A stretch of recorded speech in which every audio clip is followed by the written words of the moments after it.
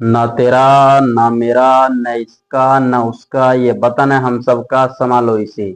आप सभी को आपके अपने परिवार लंच विद आकाश भारती एवं हमारी पूरी टीम की तरफ से आजादी के 80वें स्वतंत्रता दिवस की अनंत मंगल कामनाएं। प्यारे बच्चों, मैं आपका भाई आकाश भारती स्वागत करता हूं आपके अपने परिवार लर्न विद आकाश भारती पर, जिस पर मैं आज आपको पढ़ाने वाला हूं क्लास 10th साइंस, जिसके अंतर्गत हमारा जो चैप्टर चल रहा था अम्ल, क्षार तथा लवण। जो लास्ट वीडियो मैंने बताया था कि अम्ल क्या है और क्षार क्या है विस्तार से, आज हम पढ़ने वाले हैं लवण क्या है। लेकिन लवण पढ़ाने से पहले मैं आपको बता देने वाला हूं कि यहाँ से प्रश्न बन सकता है। कहां से प्रश्न बन सकता है? धातु की अम्लों से अभिक्रिया, क्षारों की धातु से अभिक्रिया कराने पर हमें क्या प्राप्त होता है, आइए जानते हैं सबसे पहले कि हम धातु की किसके साथ, धातु की अम्लों के साथ अभिक्रिया कराने पर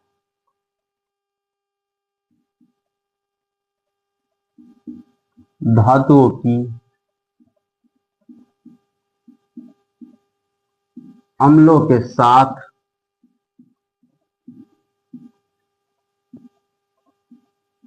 अभिक्रिया कराने पर। प्यारे बच्चों, मैं बात करूं धातु की, तो धातु क्या होते हैं भाई? जो तन्य होती हैं जिसमें एकघात वर्धनता का गुण पाया जाता है, ठोस होती है जिसमें विशेष प्रकार के चमक होते हैं, ये सभी धातु ही होती है। मैं बात करूं जिंक की तो जिंक धातु, हाँ जी बिल्कुल धातु है। मैं बात करूं मैग्नीशियम की तो बिल्कुल धातु है। मैं बात करूं गोल्ड की तो जो, हाँ जी बिल्कुल धातु है। अगर मैं बात करूं किसकी, सिल्वर की, तो वो भी धातु है। अगर मैं बात करूं तांबे की तो वो भी एक प्रकार की धातु। लेकिन हम जो है यहाँ पर भाई हम किसी भी प्रकार की धातु को ले सकते हैं, लेकिन मैंने सबसे पहले जो धातु ली है वो आपकी Zn ली है। क्या ली है? Zn ली है। वैसे ही मैंने बताया था कि अम्ल क्या होते हैं, जैसे HCl, H2SO4, लेकिन मैं यहाँ पे ले लेता हूँ क्या, HCl। जब हम जिंक की अभिक्रिया HCl से कराने वाले हैं किसी साधारण ताप पर, किसी साधारण ताप पर Zn की HCl से अभिक्रिया कराते हैं, तो बेटा यहां से Zn निकलेगा, यहां से Cl निकलेगा, दोनों यहां आकर मिल जाएंगे, इन दोनों का संयोजन हो जाएगा। जब दोनों मिलेंगे तो यहां पर क्या बना लेंगे, जिंक क्लोराइड बना लेंगे। क्या बना लेंगे? जिंक क्लोराइड बना लेंगे। लेकिन यहाँ पर जो हमारा क्या रह गया, H रह गया। H कितना रह गया, हाइड्रोजन के कितने परमाणु रह गए हमारे, एक। लेकिन एक परमाणु यहाँ आएगा नहीं, तो क्या करेंगे, यहाँ पर 2 लगाएंगे। जब यहाँ 2 लगाएंगे तो यहाँ भी इसके 2 लगा लेंगे। जब यहाँ 2 लगाएंगे तो यहाँ भी 2 लगा लेंगे। क्यों लगा लेंगे? क्योंकि हमने पढ़ा था द्रव्यमान संरक्षण का नियम, ये कह रहा था कि अभिकारक तथा उत्पादकों के परमाणुओं की संख्या दोनों तरफ बराबर होनी चाहिए। जब रिएक्शन बैलेंस करते हैं तो इधर भी देख लो, इधर आपकी हाइड्रोजन गैस निकल जाती है। अब आप चेक कर लो कि हमारे पास जिंक के कितने हैं, 2 हैं, तो उधर भी जिंक के 2 हो गए। क्लोरीन के कितने हैं, 2 हैं, तो इसकी वजह से यहाँ भी 2 हो गए। अगर बात करूं हाइड्रोजन की, तो हाइड्रोजन के भी 2 हैं, यानी कि हमारी रिएक्शन कंप्लीट हो चुकी है। यानी कि जब हमने, प्यारे बच्चों, कि धातु की अभिक्रिया अम्लों से कराई है तो क्या प्राप्त हुआ, हमें जिंक क्लोराइड प्राप्त हुआ है। सेकंड एग्जाम्पल की बात करूं मैं, तो हमें क्या प्राप्त हो सकता है, जैसे मान लो हमारे पास कोई धातु है मैग्नीशियम, और हमने उसके अभिक्रिया किसी किससे करा दी बेटा, अम्ल से करा दी। और अम्ल क्या आपका H2SO4 है। ठीक है बेटा, यहां से जो है हम किसी साधारण ताप पर इसकी अभिक्रिया करा देते हैं। तो किसी साधारण ताप पर अभिक्रिया कराने के बाद यहाँ से Mg टूटेगा, Mg, और यहाँ से क्या टूटेगा आपका, SO4 टूटेगा। SO4 टूटने के बाद में दोनों आपस में मिल जाएंगे, और मिलने के बाद क्या बना लेंगे, यहाँ पर एक साथ लिख देते हैं MgSO4, यानी हम कह सकते हैं मैग्नीशियम सल्फेट बना लेंगे। क्या बना लेंगे, मैग्नीशियम सल्फेट।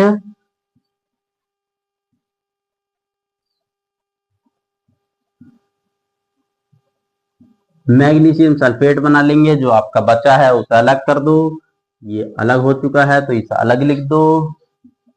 क्या है ये, हाइड्रोजन। हाइड्रोजन क्या है, आपकी गैस है। अब आप जो है परमाणु की संख्या दोनों तरफ बराबर देखोगे। मैग्नीशियम हमारे पास कितना था, 1 का, मैग्नीशियम 1 है। SO4 हाइड्रोजन, यानी कि द्रव्यमान संरक्षण का नियम यहाँ पर पालन है।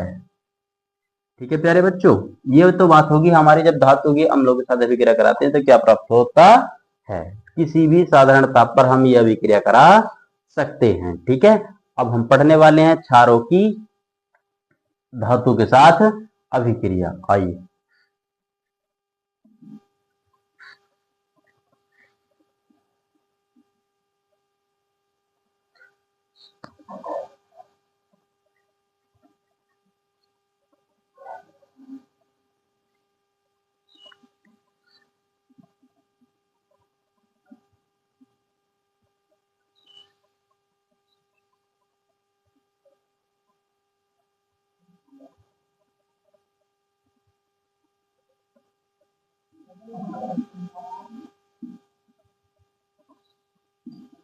देखो अब हम पढ़ने वाले हैं प्यारे बच्चों किसकी, धातु की क्षारों के साथ अभिक्रिया। भाई सबसे पहले जान लेते हैं कि क्षार क्या होते हैं। जैसे हमने पढ़ा था NaOH, हमने जाना था NH4 OH क्यों होते हैं, जो OH प्लस आयन देते हैं वो हमारे क्षार होते हैं। आइए जानते हैं कि धातु तो जैसे आपने जानी थी, जब मान लो हमारे पास कोई धातु है प्यारे बच्चों, और उस धातु में जो पहली धातु आपके पास मान लो जिंक ही है। जिंक एक धातु है, उसकी अभिक्रिया हमने क्या करा दी, किसी क्षार से करा दी, और क्षार क्या है आपका NaOH। NaOH क्षार है। और मान लो किसी भी साधारण ताप पर कराने के बाद हमने क्या देखा, यहां से Zn और यहां से OH टूटेगा, और टूटने के बाद में ये दोनों आपस में मिल जाएंगे। जब मिल जाएंगे तो यहाँ पर देख लो जिंक हाइड्रोक्साइड बना लेंगे। क्या बना लेंगे, जिंक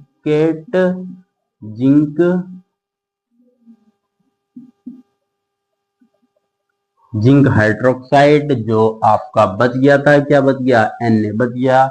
जो बच गया उसे अलग लिख लेंगे, यानी कि Na क्या है आपका सोडियम प्यारे बच्चों। अब एक बात बताओ, क्या दोनों तरफ परमाणु की संख्या बराबर है, क्या दोनों तरफ परमाणु की संख्या बराबर है। हमारे पास जिंक कितना था, हाँ जी बराबर है, हाँ जी बराबर। हम कह सकते हैं कि हाँ जी बराबर है। आइए सेकंड एग्जांपल की बात कर लेते हैं हम। भाई मान लो हमारे पास कोई वही धातु है, क्या है, मैग्नीशियम है, और हमारे पास जो क्षार है अमोनियम हाइड्रोक्साइड है। हमने इसकी रिएक्शन कराई, किसके साथ कराई, किसी भी साधारण ताप पर कराई, और उसके बाद में हमने देखा क्या, यहाँ से हमारा Mg टूटेगा, और यहाँ से क्या टूटेगा आपका OH टूटेगा, और दोनों आपस में आकर मिल जाएंगे, दोनों मिल जाएंगे। जब दोनों मिले हैं तो सीधी सी बात है MgOH बना लेंगे। और MgOH होता है आपका क्या होता है, मैग्नीशियम हाइड्रोक्साइड होता है। क्या होता है,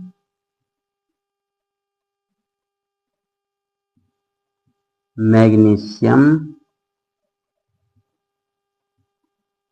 हाइड्रोक्साइड। अगर हम बात करें बचा क्या है, यहाँ से NH4 बच गया। जो बच गया है तो उधर ले जाएंगे, किधर ले जाएंगे, यहाँ ले जाएंगे NH4, जो होता है आपका अमोनियम। क्या होता है, अमोनियम, यानी कि इसे अलग कर दिया है ना। ये दोनों मिल गए, जो जिसके साथ था उसका साथ छोड़ दिया है ना। यहाँ पर इन दोनों ने बेवफाई कर दी, किसके साथ, अमोनियम के साथ। तो उसने कहा कोई दिक्कत नहीं है, आपने छोड़ दिया है तो हम अलग चले जाते हैं, ठीक है। हाँ तो प्यारे बच्चों आई होप की चीजें समझ आई होंगी। मैंने आपको बता दिया है कि धातु के साथ अभिक्रिया, अम्लों के साथ अभिक्रिया कराने पर हमें क्या प्राप्त होता है। जब भी आपसे प्रश्न पूछा जाएगा आप इस तरीके से आंसर कर पाएंगे, ठीक है बच्चों। अब हम पढ़ने वाले हैं बेटा लवण। लवण क्या, अब हम पढ़ने वाले हैं लवण। भाई लवण क्या होते हैं, जब हम अम्ल तथा क्षारों की अभिक्रिया, जब हम अम्ल तथा क्षारों की अभिक्रिया किसी उदासीनीकरण ताप पर करा लेते हैं, यानी कि हम कह सकते हैं जब अम्ल तथा क्षारक की अभिक्रिया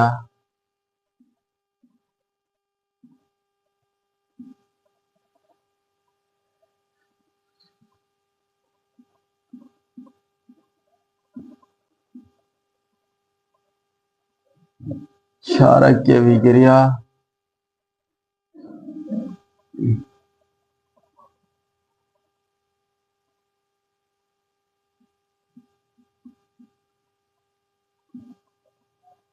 उदासीन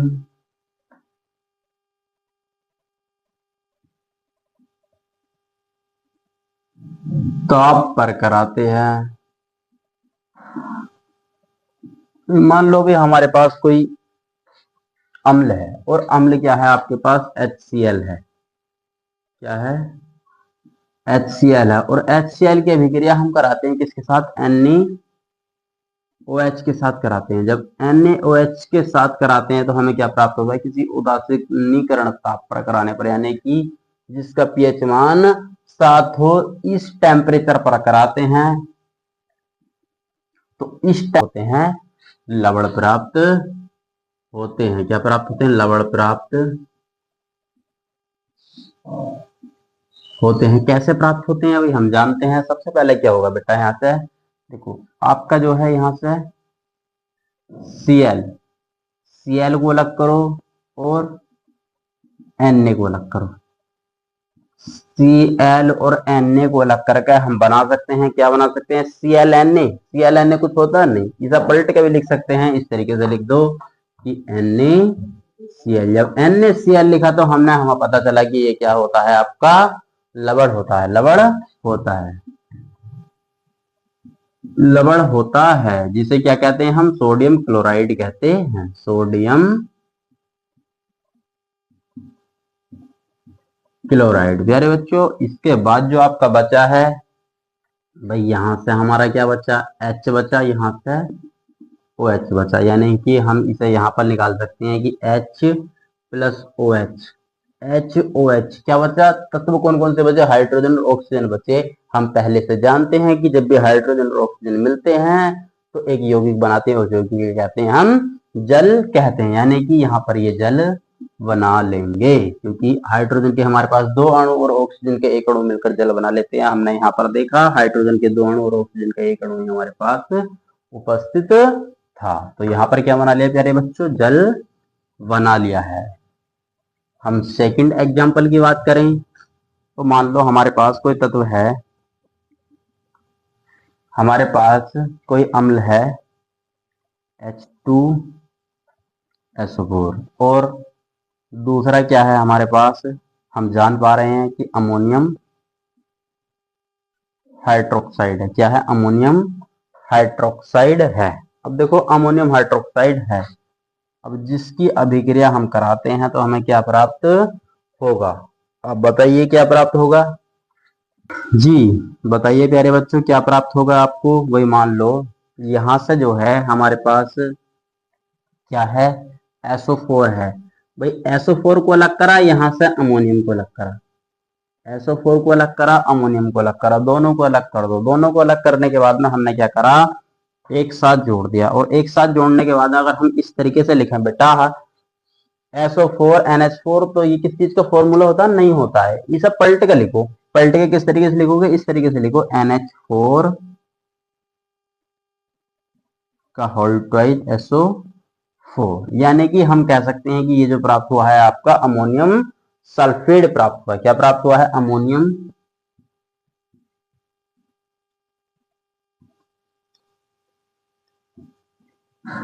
अमोनियम सल्फेट प्राप्त हुआ है। अब देखो जो बचा है आपका उसे अलग कर लेंगे, यानी कि हाइड्रोजन और ऑक्सीजन के ही तत्व बचे हैं।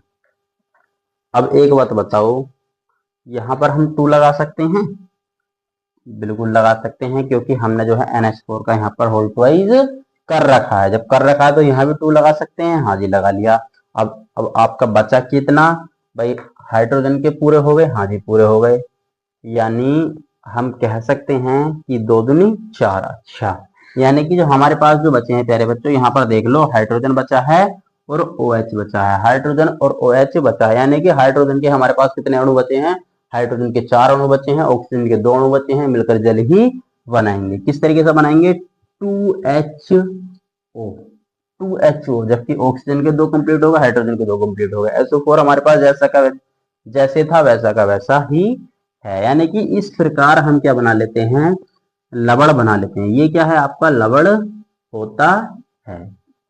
तो प्यारे बच्चों, आई होप की चीजें समझ आई होंगी कि लवण क्या होते हैं।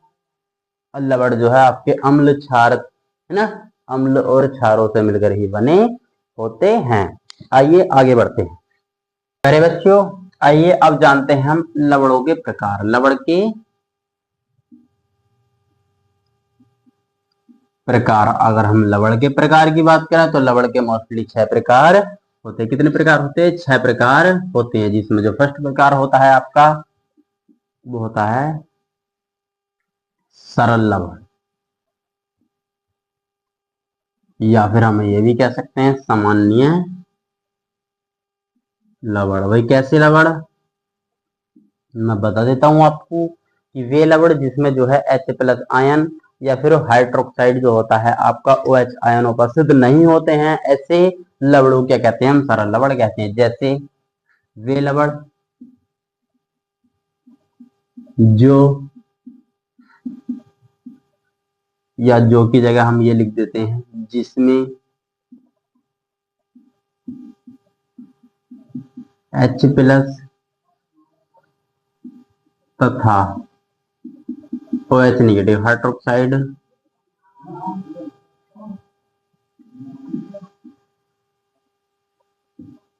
उपस्थित नहीं होते हैं,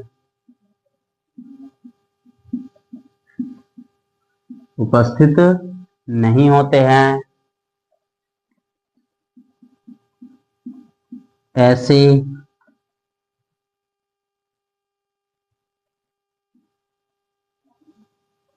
लवड़ को,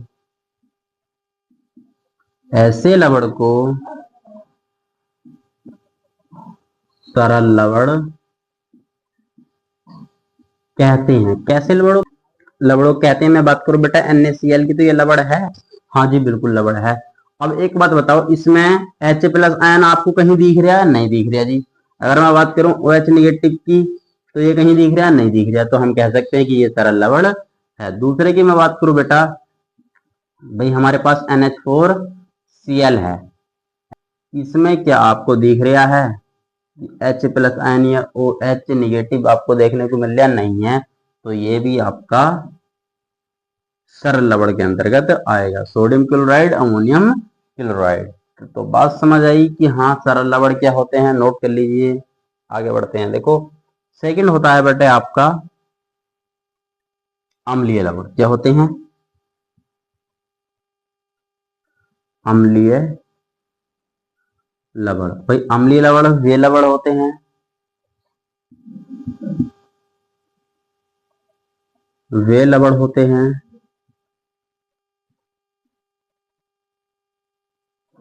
कौन से लवड़? जिसमें H+ आयन उपस्थित होता है। क्या होता है प्यारे बच्चों? OH+। जैसे हम कह सकते हैं NaHSO4। क्या इसमें H+ आयन उपस्थित है? हाँ जी बिल्कुल उपस्थित है यहाँ पर। तो ये किसके अंतर्गत आएगा? आपका अम्लीय लवड़ के अंतर्गत आएगा। NaHCO3। NaHCO3 क्या होता है? सोडियम हाइड्रोजन कार्बोनेट होता है, हाइड्रोकार्बोनेट होता है। यानी कि इसकी बात करूं मैं, सोडियम हाइड्रोसल्फेट होता है। ठीक है, इसमें H+ आयन उपस्थित है। हाँ जी उपस्थित। तो ये किसके अंतर्गत आएगा? आपका ये आएगा प्यारे बच्चों अम्लीय लवड़ के अंतर्गत आया। आइए जानते हैं अब क्षारीय लवड़ क्या होता है।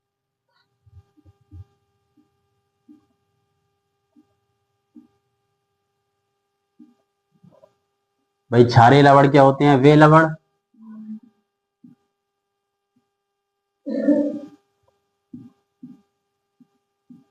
जिसमें OH ऋणायन उपस्थित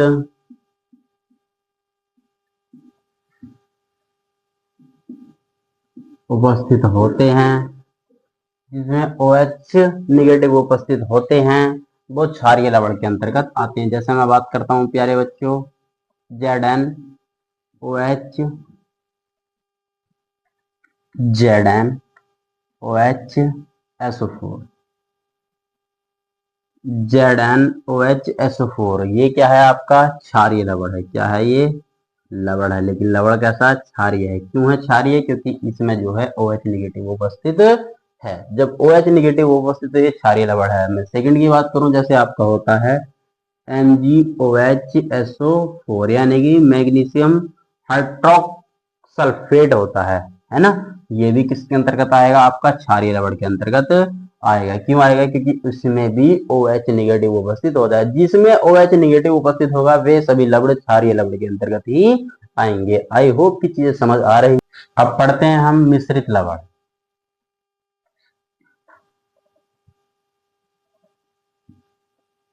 मिश्रित लवड़, मिश्रित लवड़ कौन से होते हैं भाई? प्यारे बच्चों वे लवण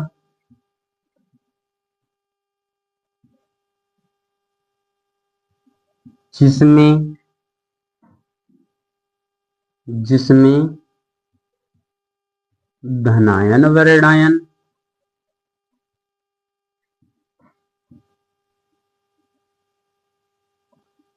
उपस्थित होते हैं। कौन से लवण जिसमें धनायन व ऋणायन उपस्थित होते हैं? जैसे आइए जानते हैं, मान लो हमारे पास क्या है, NaKSO4 है। क्या है बेटा? NaKSO4 है। क्या ये लवण है? हाँ जी लवण है। और लवण है तो क्या हमारे डेफिनेशन को फॉलो कर रहा है? हाँ जी कर रहा है। किस तरीके से?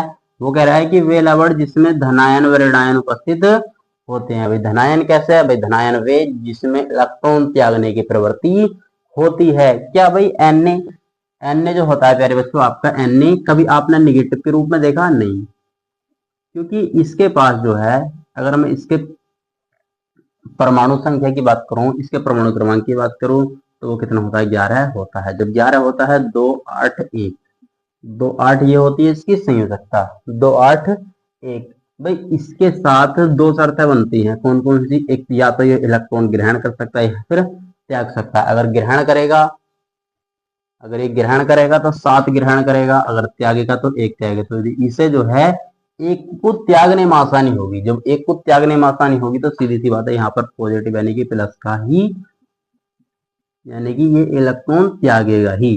भाई यहाँ पर Na प्लस, पोटेशियम भी प्लस, क्योंकि ये भी इलेक्ट्रॉन त्यागेगा, जबकि SO4 डबल नेगेटिव। यानी कि इसमें कहा गया है कि वे लवण जिसमें धनायन व ऋणायन उपस्थित हो सकते हैं वे सभी किसके अंतर्गत आते हैं? आपके मिश्रित लवण के अंतर्गत आते हैं। आइए जान CaOCl plus negative negative, Ca plus negative negative, इस प्रकार आपके जो है ये बन सकते हैं। तो इन्हें नोट कर लेंगे। अब आगे बढ़ते हैं।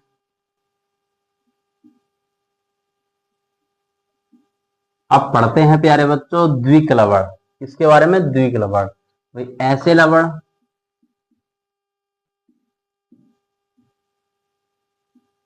जो साधारण लवणों से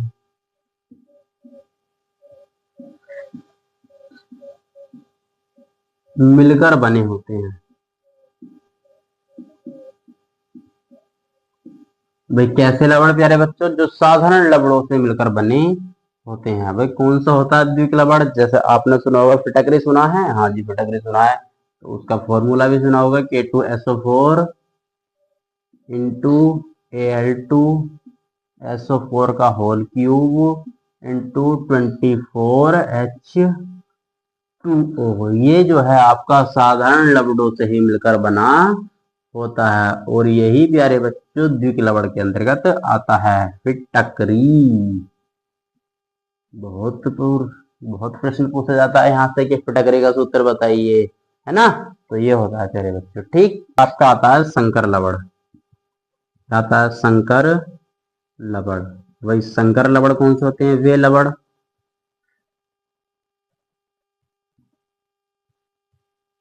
जिसमें संकर आयन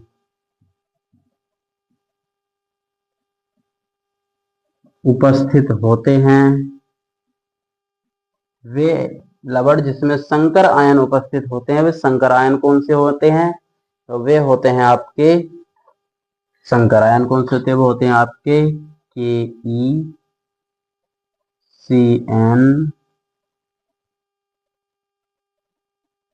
Ke, वे होते हैं आपके KeFeCN का होल 6। ये होता है बेटा आपका संकर लवण।